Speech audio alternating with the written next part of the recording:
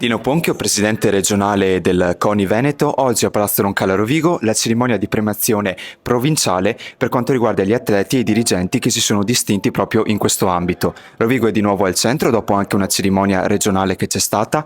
Qual è il valore proprio anche di consegnare queste onorificenze a questi atleti? Il valore, come dico sempre, è che è doveroso per il mondo dello sport onorare chi ha onorato lo sport, dirigenti, tecnici e in particolare gli atleti con i loro risultati.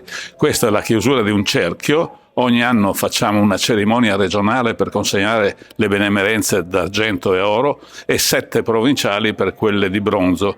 Totale, dato sì che siamo a fine mandato, in questi 4 anni abbiamo fatto 28 cerimonie di consegna provinciali e 4 regionali. L'ultima regionale, come ricordato qui a Rovigo, e il mio punto d'onore è stato essere presente a tutte e 32 queste cerimonie, perché lo ritengo un dovere assoluto e sono qui anche oggi, pur se non tanto in forma, che ogni tanto succede a tutti. Enrico Ferrarese, presidente della provincia di Rovigo, oggi anche una grande rappresentanza dei comuni proprio per premiare lo sport a livello provinciale.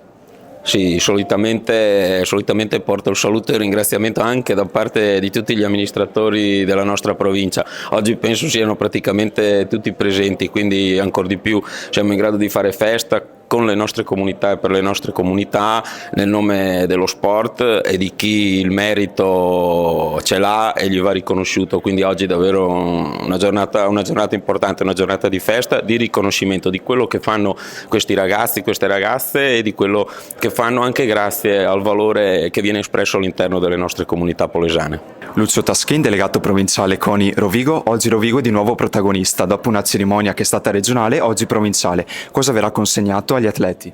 Sì, è la cerimonia più locale, diciamo così, e abbiamo le benemerenze che sono le benemerenze stelle al bronzo, quindi diciamo il livello più basso, anche se è il massimo che un dirigente, un tecnico, un atleta possa ricevere, però poi abbiamo voluto insieme con i comuni, che per me sono un grande partner, avere anche una rappresentanza per ogni comune della provincia di Rovigo, e quindi ci sono piccoli e grandi campioni, diciamo così, però campioni soprattutto dello sport. Quindi un connubio insieme con gli amministratori che hanno tanto bisogno di avere nello sport un loro punto di riferimento.